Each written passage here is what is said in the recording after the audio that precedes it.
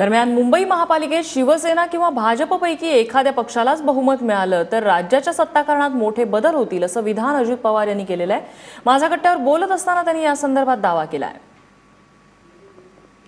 मुंबईचा निकाल जर ह्या तीन पक्षातल्या एखाद्या पक्षाला अतिशय समाधान देणारा बूस्ट देणारा जर लागला तर या राज्यामध्ये काहीही घडू शकतं एवढं मी स्पष्टपणे सांगतो।